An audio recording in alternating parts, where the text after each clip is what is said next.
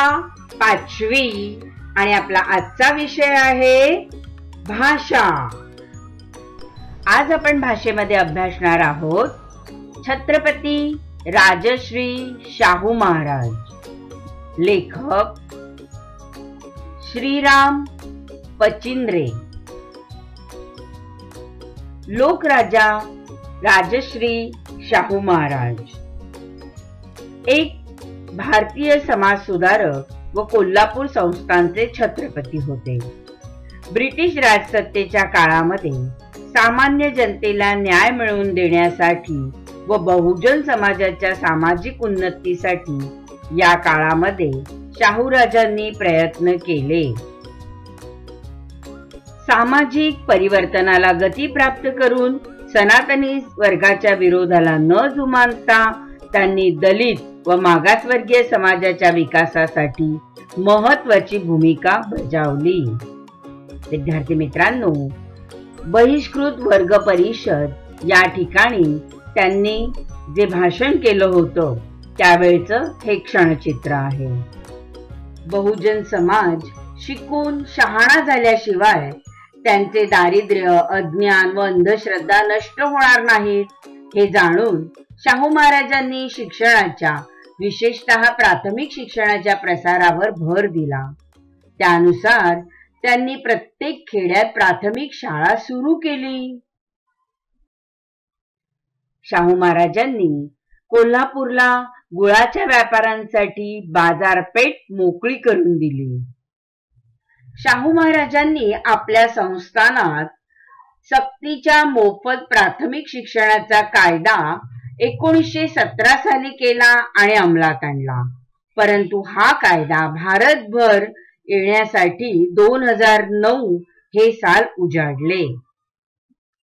मुलांसाठी अन्नछत्र उभारले।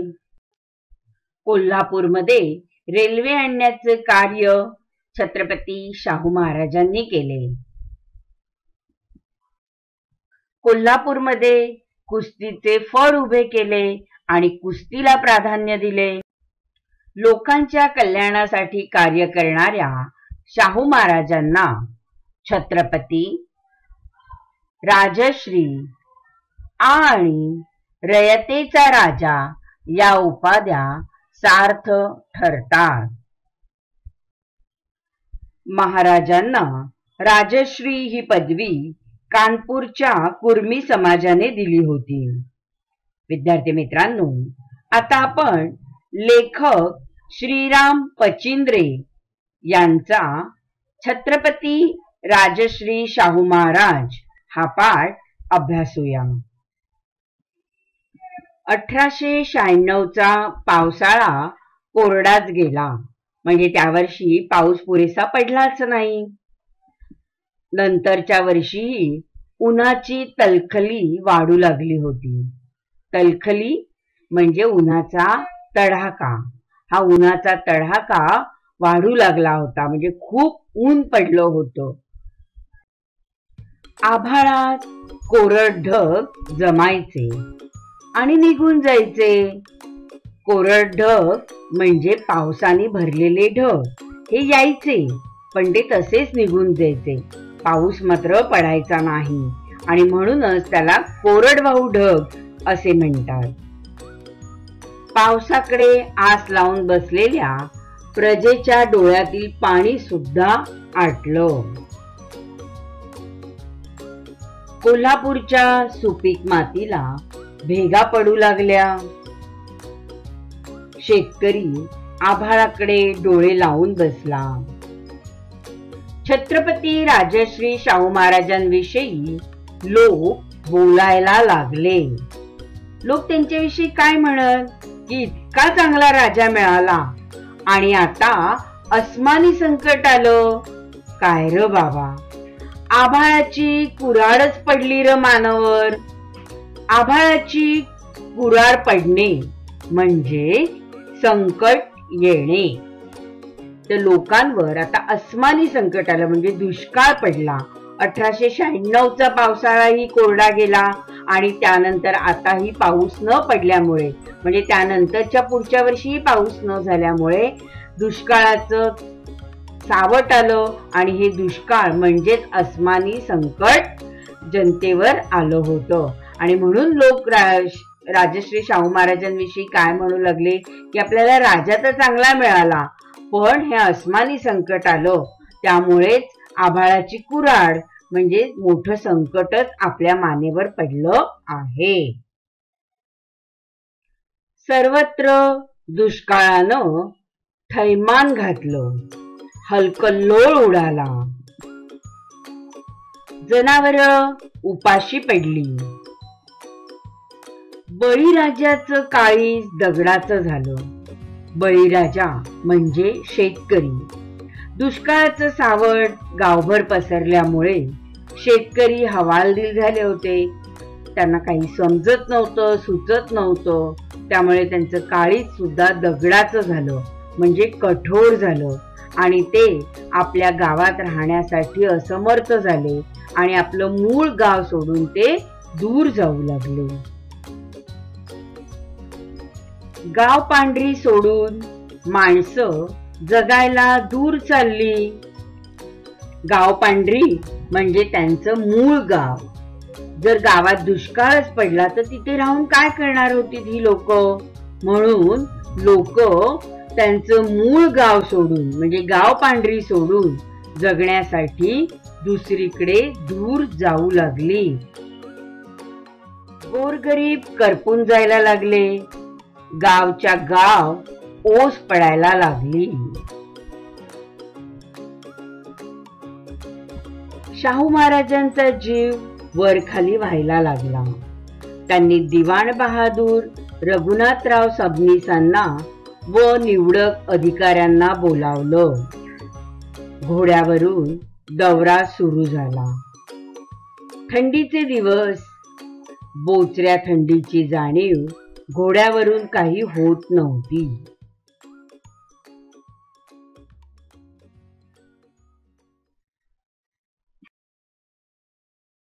पण फाटकं तुटकं पांघरून रानोमाळ फिरणाऱ्या गरीब रयतीची अवस्था महाराजांना कळत होती. गडहिंग्लज, रायबाग, कटकोळ या भागात दुष्काळानं झोडपलेल्या रयतेला धीर देत महाराज फिरत होते.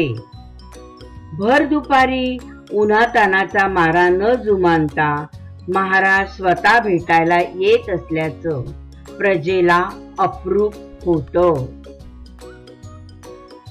नव्या वर्षाच्या सुरुवातीला भुदरगड, पन्हाळा, या तालुक्यांचा दौरा सुरू झाला. हिरवीगार रानं उन्हानं करपून गेली होती.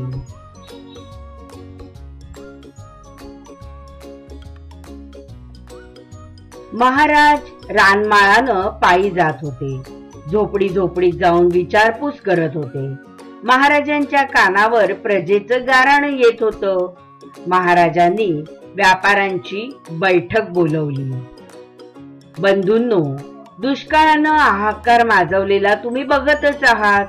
मी स्वतः संस्थानात दौरा काढून प्रजेची दयनीय अवस्था पाहिलेली आहे. तुम्ही जशी माझी प्रजा, तशी शेतकरी आणि गोरगरीब मजूरही माझीच प्रजा. तुम्ही धान्याच्या किमती कमी केल्या तर 2 वेळेला 4 घास त्यांच्या पोटात जातील. तुम्ही धान्याची विक्री खरेदीच्या किमतीला करा. खरेदीच्या दरात प्रजेला धान्य मिळायला लागलं तर प्रजा तुम्हाला दुवा देईल आणि आम्ही नुकसान होऊ देणार नाही. तुमचा तोटा आम्ही दरबारातून भरून देऊ. पहा, प्रजेसाठी फार कळकळ असलेले असे शाहू महाराज. त्यांनी व्यापाऱ्यांना शेतकऱ्यांसाठी धान्य उपलब्ध करून दिलं, पण व्यापाऱ्यांचाही तोटा होऊ दिला नाही. व्यापाऱ्यांचं नुकसान ते स्वतःच्या दरबारातून भरून देणे यासाठी तयार झाले होते. त्यामुळे धान्याच्या किमती उतरल्या आणि प्रजेला रास्त दरात धान्य घ्यायला थोडं तरी परवडायला लागलं. महाराजांच्या मार्गदर्शनाखाली काही व्यापाऱ्यांनी एकत्र येऊन थोडी पुंजी जमा केली. त्या रकमेतून एक स्वस्त धान्य दुकान सुरू झालं. तिथून प्रजेला स्वस्त धान्य योग्य प्रमाणावर मिळायला लागलं. शहरातल्या बाकीच्या व्यापाऱ्यांवर या गोष्टीचा चांगला परिणाम झाला. त्यांनीही फायदा न घेता ना नफा ना तोटा या तत्वावर धान्य विकायला सुरुवात केली. महाराजांनी दरबारातून बिनव्याजी कर्ज वाटायचा हुकूम दिला. व्यापारी कर्ज घेत त्यातून धान्याची खरेदी करत ते धान्य विकत आणि रक्कम दरबारी जमा करत अशी एक व्यवस्था तयार केली. आता पाण्याचा प्रश्नही ज्वलंतच होता. महाराजांनी युद्ध पातळीवर हालचाली सुरू केल्या. विहिरीतला गाळ काढा, नदीकाठी विहिरी खोदा, दरबारातून लागेल तेवढा खर्च करा असे महाराजांनी आदेश दिले. त्यांनी राज्यातल्या नदी नाल्यांची पाहणी सुरू केली आणि बांधकाम खात्यातल्या इंजिनियर्सना घेऊन आखणी करायच्या तयारीला लागले. जिथं शक्य होतं तिथं नदी नाल्यांवर बंधारे घालून वाया जाणारं पाणी अडवायची योजना राबवण्यात आली. नवे तलाव कुठे कुठे बांधता येतील याचीही पाहणी झाली. वडगाव, शिरोळ, रुकडी या गावात नवे तलाव बांधून लोकांना पाणी द्यायला सुरुवात केली. विहिरींचा गाळ काढून त्यांची खोली रुंदी वाढवल्यामुळे तिथे पाणी साठायला लागलं. प्रजेची गरजेपुरत्या पाण्याची सोय झाली.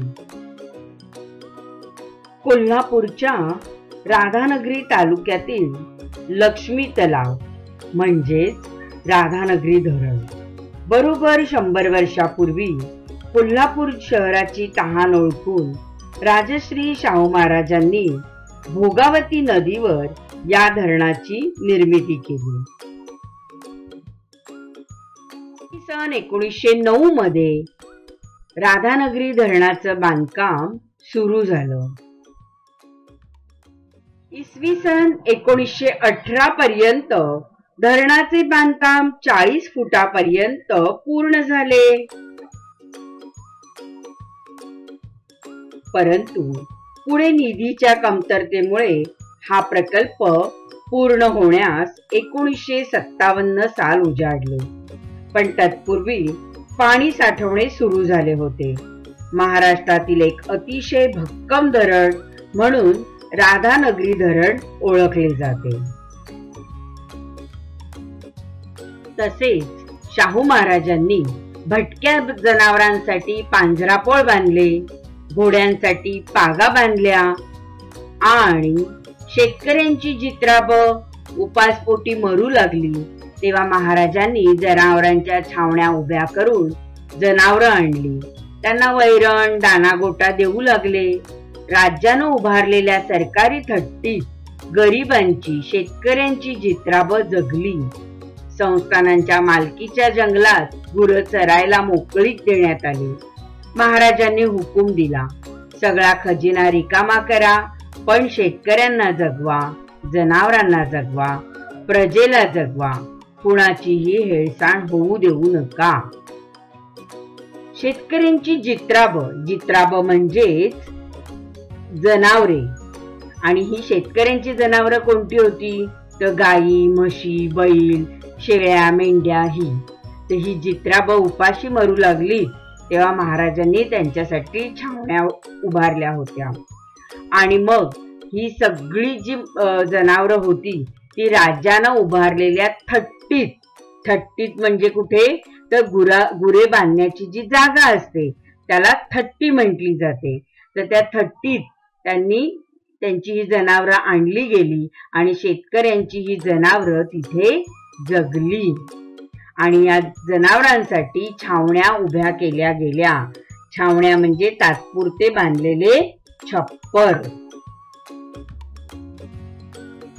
महाराजांनी दरबारात सांगितलं, प्रजेला धान्य आणून दिलं, जनावरांना चारा पाणी आणून दिलं, म्हणजे तेवढ्यावर भागत नाही. सगळं विकत घ्यायला त्यांच्याकडे पैसा नाही. त्यांना पैसा देण्यासाठी कामं काढायची, रोजगार हमी योजना राबवायची. आपल्याकडं रस्ते चांगले नाहीत, ते करून घ्या. ब्रिटिश हद्दीत सुद्धा रस्त्याची कामं काढा. महाराजांनी ज्या वेळेला रोजगार हमी राबवायची सूचना केली त्याबरोबर लगेचच भराभर चक्र फिरली. महाराज स्वतः फिरत होते. रस्त्याची कामं होऊ लागली आणि गरीब रयतेच्या हातात 4 पैसेही पडू लागले. म्हणजे रस्त्याची कामं काढल्यामुळे रस्ते सुधारणा तर झालीच झाली, त्याबरोबर गरीब लोकांना पैसे सुद्धा मिळू लागले. आणि ही जी रोजगार हमी योजना आहे ही महाराजांनी सुरू केली होती. महाराजांनी आणखीन एक गोष्ट हेरली होती. रस्त्याच्या कामावर बायका येतात, त्या कामात असतात, तेव्हा त्यांची चिल्ली पिल्ली झाडाखाली आणि इकडं तिकडं फिरतात, उपाशी राहतात, रडतात. त्यांच्याकडे कोण बघत नाही. म्हणून त्यांनी दरबाराला हुकूम दिला, आजच्या आज छावण्या उघड्या, आया नेमा आणि त्या पोराबाळांची व्यवस्था करा. प्रत्येक कामावर ही व्यवस्था करा. महाराजांच्या हुकमानं रोजगार हमीच्या प्रत्येक ठिकाणी शिशु संगोपनगृह चालू झाली. बाया बापड्यांची करपणारी माया सावलीत विसावली. विद्यार्थी मित्रांनो, कसा वाटला तुम्हाला आजचा पाठ? तुम्हाला माझा पाठ नक्कीच आवडला असेल तर तुम्ही माझं चॅनल सबस्क्राईब करा. आणि हो, तुम्हाला माझ्या पाठाचे सर्वात अगोदर नोटिफिकेशन मिळवायचं असेल तर बेल आयकॉनला क्लिक करा आणि तुमच्या प्रतिक्रिया खाली दिलेल्या कमेंट बॉक्समध्ये नक्कीच लिहा. आता आपण इथेच थांबणार आहोत. धन्यवाद.